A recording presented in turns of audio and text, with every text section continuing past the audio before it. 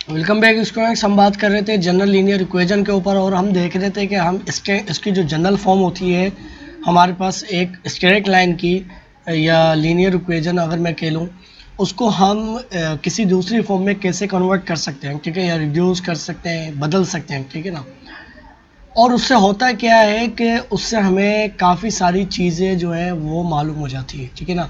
अब देखिए हमारे पास ये ऐसे फॉर्म लिखी हुई है तो अभी हमें कुछ नहीं पता कि इंटरसेप्ट क्या है, हमारे पास स्लोप क्या, कुछ नहीं मालूम। अगर इसको मैं कन्वर्ट करता हूँ, जैसे मैंने प्रीवियस लेक्चर के अंदर बताया कि स्लोप इंटरसेप्ट फॉर्म में कैसे कन्वर्ट करते हैं, तो हमें वाई इंटरसेप्ट भी पता चल जाता है, स्लोप वगैरह भी पता चल जाती है, ठीक है ना। तो हमें बहुत सारी चीज़ें हमें क्या हो जाती है, फाइंड आउट हम कर लेते हैं, ठीक है। अब देखिए transforming general form of equation two normal form, हमारे पास एक इक्वेशन है, जैसे हमारे पास ये जनरल फॉर्म है और इसको हमें कन्वर्ट करना है इस फॉर्म के अंदर, ठीक है। अब ज़रा मैं आपको एक बताऊं कि ये कौन सी फॉर्म है और क्या बात इधर वो कह रहे हैं, ठीक है ना। इधर अगर मैं आपको एक शेप बना कर दिखाता हूँ, ठीक है, तो ये हमारे पास कोई लाइन है मिसाल के तौर पे कुछ इस तरह से, ठीक है ना।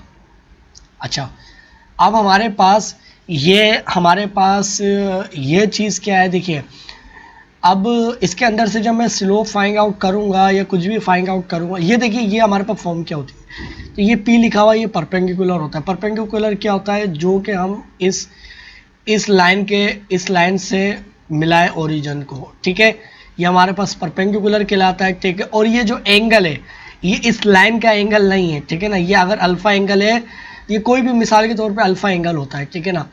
तो ये वाला जो ये कोज और ये जो हमारे पास साइन थीटा है, ये किस एंगल को रिप्रेजेंट कर रहे हैं, इस वाले को, ये एंगल थीटा को, ठीक है। और एक्स और वाई जो है वो पॉइंट इस लाइन के पॉइंट नहीं है, वो इसके पॉइंट बता रहे हैं। इधर इस लाइन के ऊपर से कहीं भी कोई भी पॉइंट हो सकता है, वो जाहिर है इधर भी हो सकता है, इधर भी हो सकता है, यहाँ भी हो सकता है, कहीं भी हो सकता है, ठीक है ना। और अगर इधर होगा, ये अगर मैं कह लेता हूँ कि अगर ये कोई पी पॉइंट है और इसके एक्स और वाई कोऑर्डिनेट बनने हैं ये, तो इसका मतलब क्या है कि देखिए ये एक टाइम हमारे पास ये वाला जो पॉइंट है हमारे पास इस लाइन के ऊपर भी है और इस लाइन के ऊपर भी है। तो हम कह सकते हैं ये जो पी पॉइंट है एक्स और वाई की जो भी वैल्यू होगी वो इस पॉइंट के लिए होगी, और वो क्या कहते हैं इस लाइन के ऊपर भी लाइक कर रही है इसके एक्स और वाई की वैल्यू, और इसके ऊपर भी, क्योंकि देखिए ऐसे पास कर रही है लाइन और ये पॉइंट इधर एक ही वक्त में दोनों लाइनों के ऊपर है, ठीक है।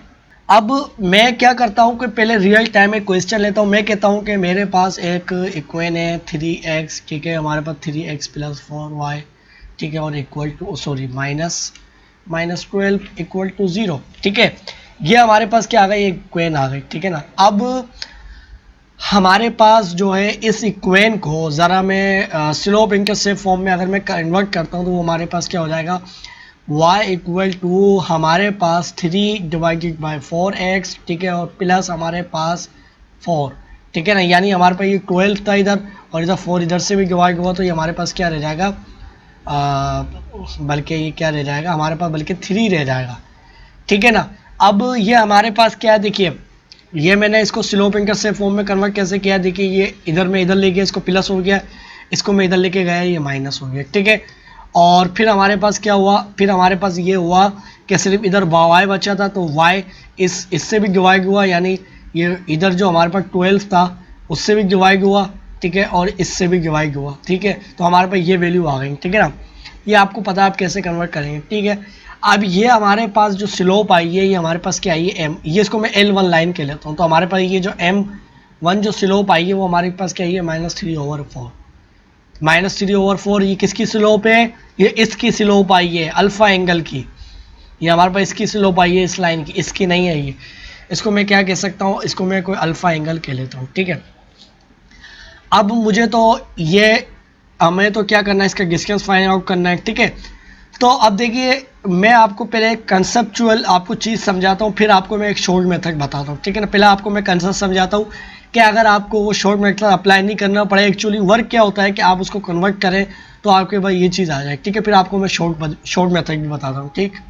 अब हम क्या करेंगे कि हमारे पास अगर इस लाइन का एंगल, ये जो इसको मैं कंसीडर करता हूँ ये एक लाइन है, मिसाल के तौर पे मैं मान लेता हूँ अभी, ठीक है ना, है नहीं ये हमारे पास सिर्फ एक परपेंडिकुलर डिस्टेंस है। अगर मैं मान लूँ ये एक लाइन है तो ये क्या कर रही है, इसमें आपस में परपेंडिकुलर डिस्टेंस बना रही है, ठीक है। तो हमने एक चीज़ पढ़ी है कि अगर हमारे पास दो लाइन हो आपस में और वो परपेंडिकुलर हो तो उनकी जो स्लोप होती है, उनका जो प्रोडक्ट होता है वो हमारे पास क्या होता है, हमारे पास उनका प्रोडक्ट हमारे पास किसके बराबर होता है, -1 के बराबर। ठीक है, तो इसका मतलब ये है कि हमारे पास m1, अगर हमारे पास ये m1 लाइन है, ये L1 है, तो ये हमारे पास इसकी स्लोप क्या है, m1। ठीक है ना, स्लोप क्या होगी, m1। तो हमारे पास m1 मल्टीप्लाई इसकी जो स्लोप होगी इसको मैं कह लेता हूँ m होगी। ठीक है ना, यानी कितना एंगल बना रही है या y के रिस्पेक्ट में, x के रिस्पेक्ट में y कितना चेंज हो रहा है, तो ये हमारे पास -1 होगा। ठीक है ना, -1 के बराबर होगी अगर ये परपेंडिकुलर है। और हमें पता है कि हम परपेंडिकुलर लेते हैं, नॉर्मल फॉर्म क्या होती है, परपेंडिकुलर ही लेते हैं। ये क्या होती है, कैसे होती है, सारा प्रीवियस चैप्टर के अंदर मैंने बताया नॉर्मल फॉर्म क्या होती है, इसको ब्रीफली मैंने डिफाइन किया। ठीक, अब हमारे पास m1 की तो हमें वैल्यू मालूम है, तो हमारे पास 3/4 और हमारे पास मल्टीप्लाई m, ठीक है, और हमारे पास -1, तो हमारे पास 4 इससे मल्टीप्लाई होगा और 3 नीचे आ जाएगा, तो हमारे पास क्या हो जाएगा m। ठीक है, m हमारे पास बराबर हो जाएगा 4।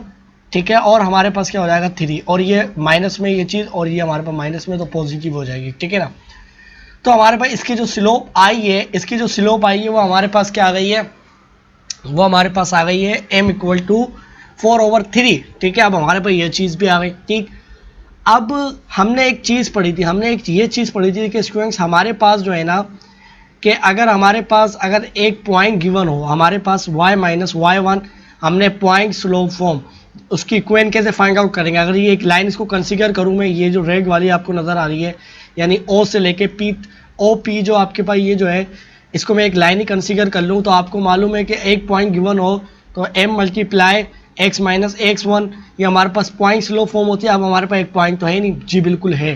कहाँ पर है वो, ये वाला पॉइंट है।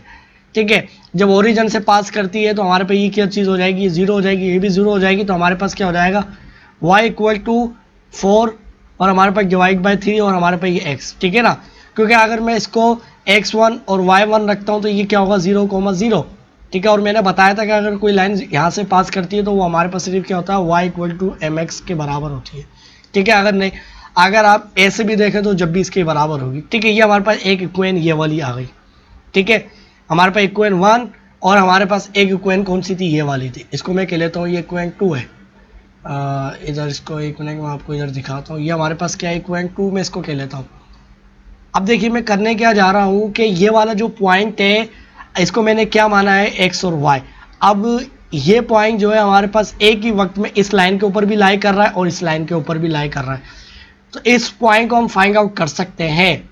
इस पॉइंट को x और y कोऑर्डिनेट्स हम आराम से फाइंड आउट कर लेंगे, क्योंकि हमारे पास जो इधर इस x की वैल्यू होगी वही हमारे पास इस लाइन के ऊपर x की वैल्यू होगी सिर्फ इस पॉइंट के लिए, और हमारे पास वही y की वैल्यू होगी। ठीक है, आपस में, क्योंकि आप आपस में क्या कर रही हैं, एक दूसरे को इंटरसेक्ट करती हुई जा रही हैं, तो इसका मतलब है हमारे पास साइमल्टेनियस इक्वेशन बन गई है।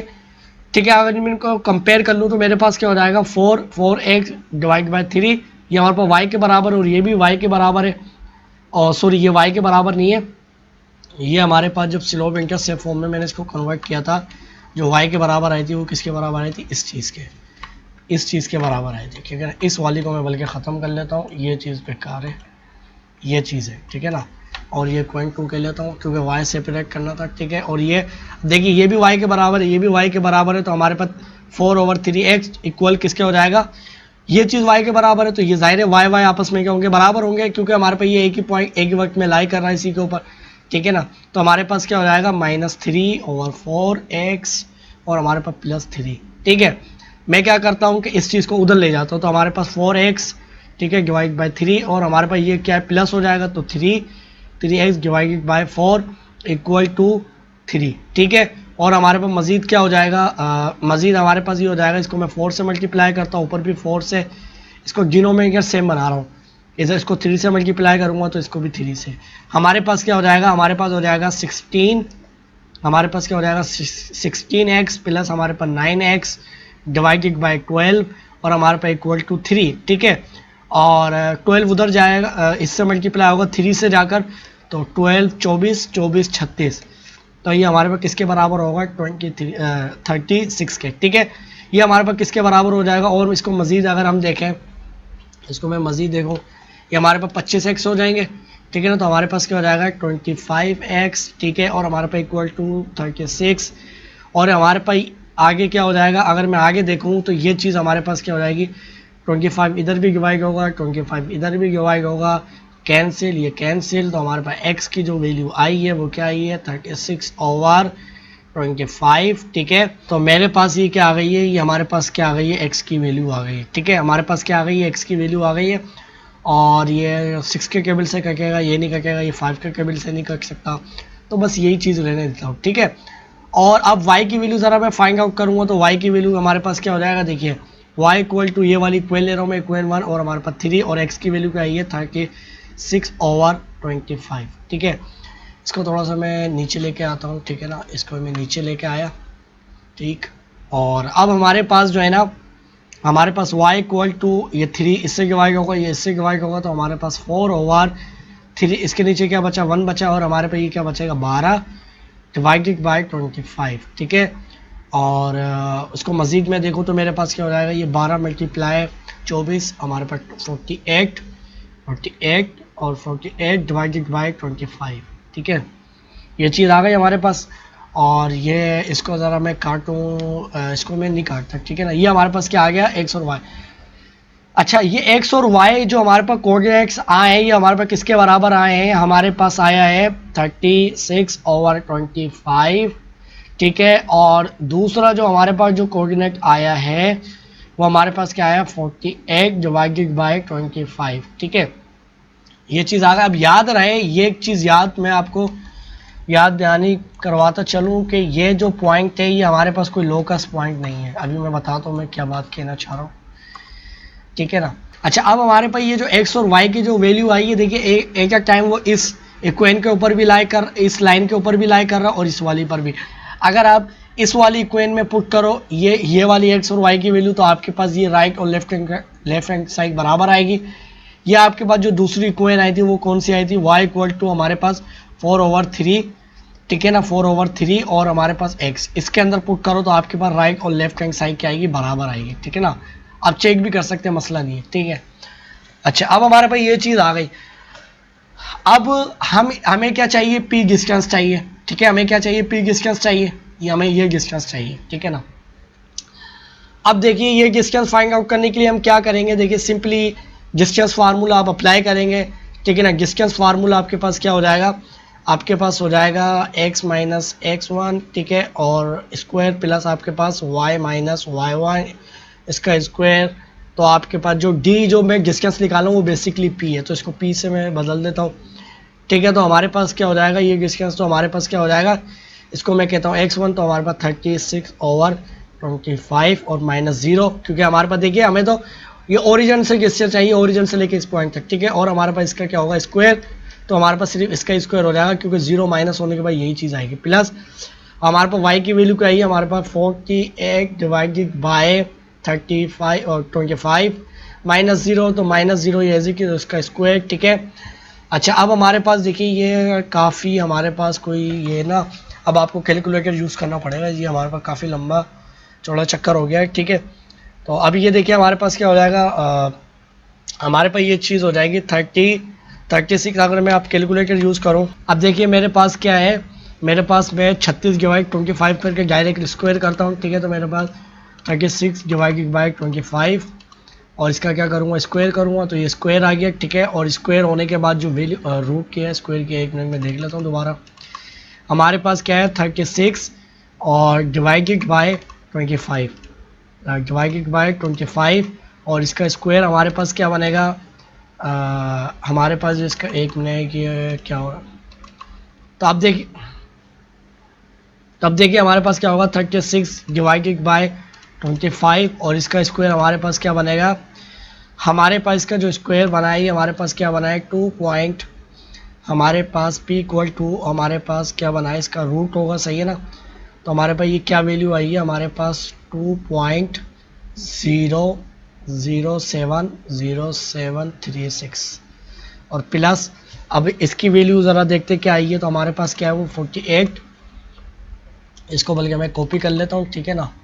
और इसका हम क्या करेंगे, सम करेंगे, ठीक है। इसको मैं कॉपी करके रख लेता हूँ, और हमारे पास क्या हो जाएगा, हमारे पास 48 डिवाइडेड बाय हमारे पास 25, ठीक है, डिवाइड हुआ, और हमारे पास इसका स्क्वायर होगा, इसका स्क्वायर हो गया, ठीक है ना। और एक मिनट, ये गलत हो गया।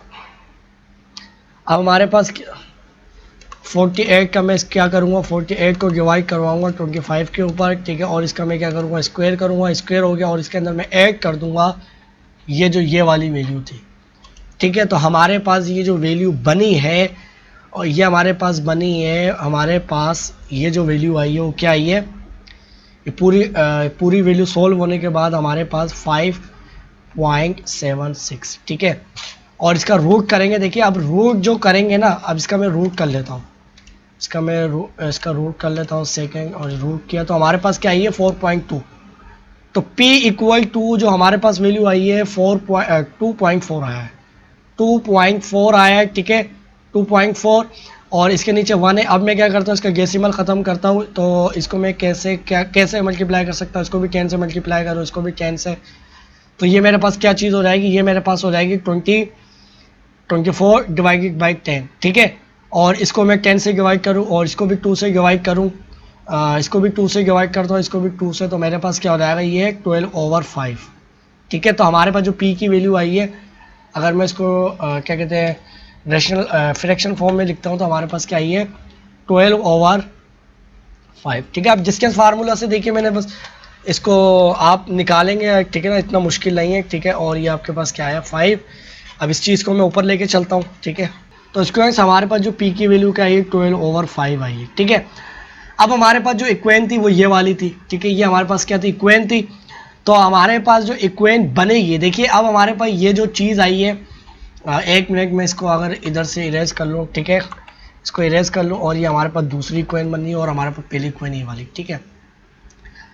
तो हमारे पास जो स्लोप इंटरसेप्ट फॉर्म होती है वो हमारे पास क्या होती है, कोस हमारे पास थीटा प्लस हमारे पास वाई, और हमारे पास साइन थीटा, ठीक है। अब ये जो y जो है ना, वो ये वाला x और y नहीं, ठीक है ना, कोई भी हो सकता है मगर इस लाइन के ऊपर लाई करेगा, ठीक है ना। अभी ये तो मैंने निकाला था इसलिए क्योंकि ताकि मुझे डिस्टेंस मालूम हो जाए। अब ये x और y कोई भी हो सकता है इस लाइन के लिए, ठीक है। ये चीज़ मैं आपको बता रहा था इक्वल टू p। अब p तो हमने मालूम कर लिया, p क्या हमारे पास आया 12/5, ठीक है। और हमारे पास x एज इट इज। अब कोस की वैल्यू क्या होगी, कोस और साइन की, ये हमें निकालनी है, मगर हमें इसकी स्लोप गिवन है। स्लोप गिवन है तो इसका मतलब ये क्या लिखा हुआ है, बेसिकली हमारे पास ये लिखा हुआ है 10/10 थीटा, ठीक है ना, 10/थीटा थीटा लिखा हुआ है, ठीक है। और ये हमारे पास अल्फा की थी ये वाली, तो इसकी हम बात नहीं करें, इस वाली की बात करें।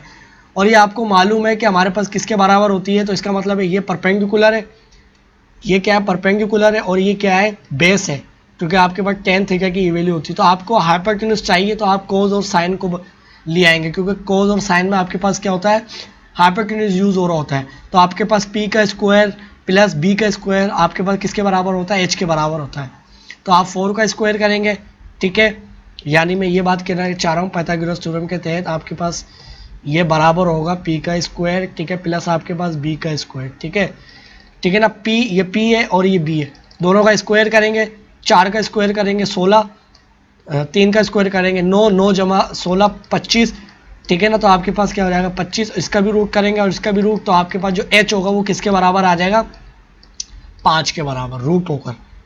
h की वैल्यू क्या आ गई 5 के बराबर, ठीक है। ये जो परपेंडिकुलर है वो ये वाला परपेंडिकुलर नहीं है, सही है ना। ये परपेंडिकुलर जो लिया है वो इस tan थीटा के मुताबिक जो उसकी ट्रिग्नोमेट्री की जो भी रेशियो बननी है, मगर ये वाला जो है ये जो थीटा हमने ये जो p निकाला है ये चीज़ अलग है, ठीक है ना। ये जो परपेंडिकुलर हम नॉर्मल फॉर्म वाला बनाते हैं वो वाला है, ठीक है।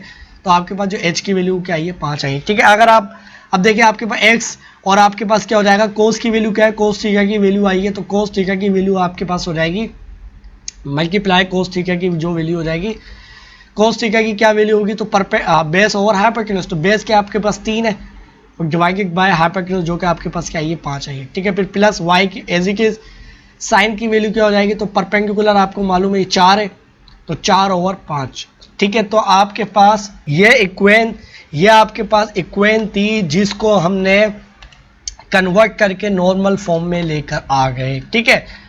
अब देखिए ये तो कंसेप्चुअल आपको मैंने कंसेप्ट से आपको एक चीज़ समझाई थी, ठीक है। अब मैं डायरेक्टली एक शॉर्ट मेथड आपको बताऊं कि ये तो बहुत लंबा चौड़ा चक्कर हो गया, अगर आप डायरेक्ट फाइंड आउट करना चाहें तो फिर कैसे निकालेंगे। देखिए हमारे पास इक्वेन क्या थी, ज़रा मैं एक बार इधर देख लूँ, ये हमारे पास थी 4 इधर था, तो y इसके साथ जाएगा, फिर हमारे पास 3 और 3, ठीक है।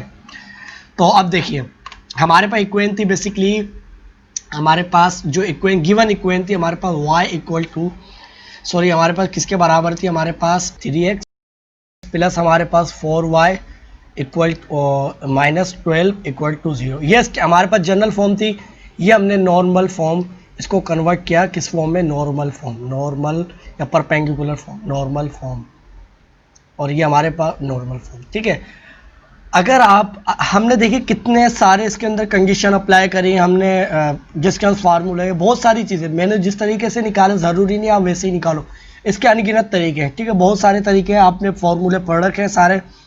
अगर आपकी मतलब आपने जो प्रीवियस जो आपने लेक्चर्स सुने हैं अच्छी तरह से, और अगर आपने उसको एक एक चीज़ अंडरस्टैंड करी तो आपके पास बहुत तरीके हैं, उसको आप फाइंड आउट कर सकते हैं। ठीक है, अगर हमें शॉर्ट में क्या कोई निकालूं कि यार ये इतना, हमारे पास ऐसा ना हो कि डायरेक्टली अगर हम इसको नॉर्मल फॉर्म में कन्वर्ट कर लें तो वो कैसे करेंगे। ठीक है, अब देखिए आपको इधर अगर आप इधर देखें तो आपको ये कुछ सिमिलर, इनमें सिमिलरिटी आपको नज़र आ रही है। ठीक है ना, सिमिलर नहीं है मगर कुछ कुछ नज़र आ रहा है। कैसे, ये देखिए, ये x लिखा हुआ है, x के साथ वेरिएबल क्या है, 3 है। इधर भी क्या है, x के साथ जो वेरिएबल है ये हमारे पास है 3 है। ठीक है, इस वाले को भी छोड़ दीजिए। ठीक है, इधर y लिखा हुआ है, y के साथ वेरिएबल क्या है, 4 है, इसमें भी देखिए 4 है। ठीक है, और अगर मैं क्या करता हूँ 3x प्लस 4y, ठीक है, इक्वल टू हमारे पास 12, तो देखिए इधर भी 12 है, और इधर एक इजाफी हमारे पास 5 आ गया, 5 आ गया और 5 आ गया। ठीक है, अगर मैं 5 इधर भी डिवाइड कर दूं, 5 इधर भी डिवाइड कर दूं, 5 इधर भी डिवाइड कर दूं, तो सेम ऐसी की यही चीज़ बननी है।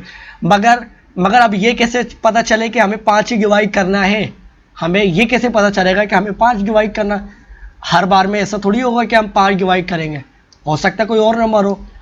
अब ऊपर जब हम इसको सोल्व कर रहे थे, ऊपर हमने क्या करा था, ये हमारे पास 3/5 कैसा आया था कोस की वैल्यू, हमने सारा कुछ सोल्व किया था। ये देखिए हमने सारा कुछ सोल्व किया। ठीक है, मैंने क्या करा, हमारे पास ये जो हमारे पास स्लोप गिवन थी, हमारे पास इसकी स्लोप गिवन थी, तो ये हमारे पास परपेंडिकुलर ओवर बेस, यानी हमारे पास ये 4 था, ये 4 जो था वो परपेंडिकुलर था, और ये 3 था, और हमने क्या करा था, इसका स्क्वायर करा था, इसका स्क्वायर किया था, तो हमारे पास h के बराबर आ गया। तो जो h हमारे पास किसके आया था, ये 25, और इसका हमने रूट किया था तो हमारे पास ये 5 आया था इसके बराबर।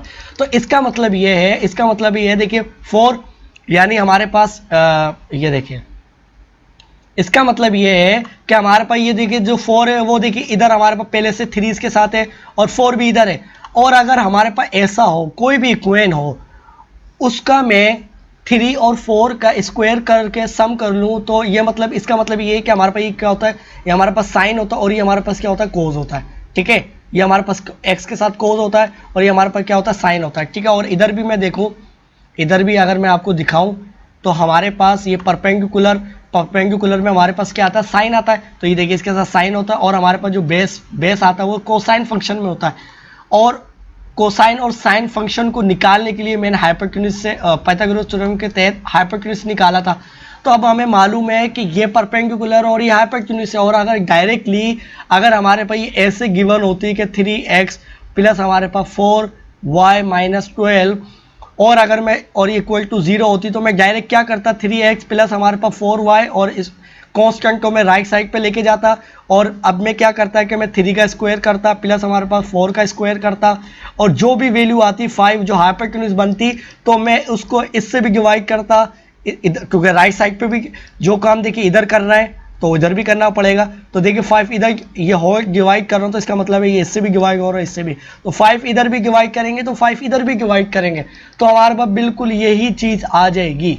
ठीक है ना।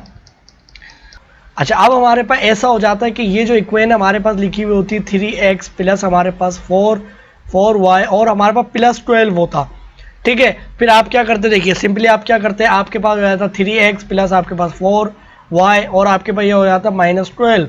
ठीक है, अब आपको पता है कि आप इसके जो कोफिशिएंट होते हैं उसका स्क्वायर करते हैं, इसका स्क्वायर करते हैं, और आपके पास हाइपोटेन्यूज जो भी वैल्यू होती है आपके पास निकल के आ जाती है। ठीक है, तो आपके पास ये क्या बनती, 3 का स्क्वायर 4 का स्क्वायर, ठीक है ना, और इनका सम करेंगे तो, और उसका रूट करेंगे वापस, यानी आप पाइथागोरस थ्योरम के तहत। ठीक है ना, इसका स्क्वायर प्लस आपके पास b का स्क्वायर, ये आपके पास लिखा हुआ है 3 स्क्वायर प्लस आपके पास 4 स्क्वायर। तो इसको जब आप सोल्व करेंगे तो h की वैल्यू आएगी आपके पास 5। ठीक है, अब आपके पास अब आपके पास ये चीज़ आ गई, तो फिर आप क्या करेंगे, मैंने बताया था आप राइट और लेफ्ट हैंड साइड डिवाइड करवा देंगे, मगर अब ये तो माइनस में, ठीक है ना। अब आपको पता है कि ये क्या है, परपेंडिकुलर है, यानी ये डिस्टेंस है, ठीक है ना। ये आपको मालूम है ये क्या है, परपेंडिकुलर, जो कि डिस्टेंस है, ठीक है ना। हमारे पास उस परपेंडिकुलर लाइन का डिस्टेंस है, जो कि हमारे पास एक लाइन पास कर रही है कुछ इस तरीके से। ये हमारे पास रेक्टेंगुलर कोऑर्डिनेट सिस्टम है, मिसाल के तौर पे लाइन हमारे पास ऐसे पास कर रही है। अब ये डिस्टेंस है, मिसाल के तौर पे लाइन यहाँ से भी गुजर सकती थी, ठीक है ना। तो हमारे पास ये डिस्टेंस है, ठीक है। अब डिस्टेंस तो हमारे पास क्या होता है, हमेशा पॉजिटिव होता है। तो हम क्या करेंगे, इस 5 को अब जब डिवाइड करवाएंगे, आप क्या करेंगे, इसको निगेटिव लेंगे, ताकि आपके पास ये पॉजिटिव हो जाए।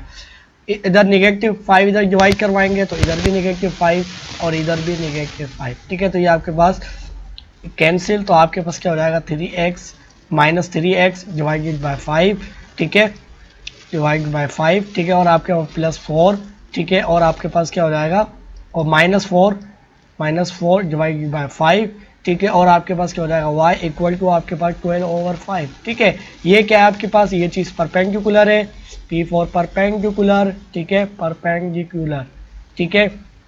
और आपके पास ये चीज़ क्या है, ये आपके पास है इसके साथ है, तो आपके पास ये क्या है, साइन की रेशियो, सॉरी कोस की रेशियो है, ठीक है। कोस की रेशियो है आपके पास, ये कोस थीटा, ठीक है। और आपके पास ये जो चीज़ है, ये आपके पास क्या बता रही है, साइन थीटा, ठीक है, साइन थीटा। और ये एक्स और जो वाई है, वो आपके पास जो लाइन गुजर रही होगी, परपेंडिकुलर वाली लाइन नहीं, ये हमारे पास जो एल लाइन होगी उसके कोई भी पॉइंट्स हो सकते हैं, ठीक है। तो आपको बात थोड़ी समझ में आ गई होगी, हम डायरेक्टली कैसे फाइंड आउट करेंगे, और मैंने विद कंसेप्ट भी आपको समझाया, ठीक है ना। अब हम बात करते हैं इसके अगले, यानी हम देखते हैं कि हम दूसरी जो और हमारे पास कौन कौन सी फॉर्म है जिसमें हम इसको कन्वर्ट कर सकते हैं।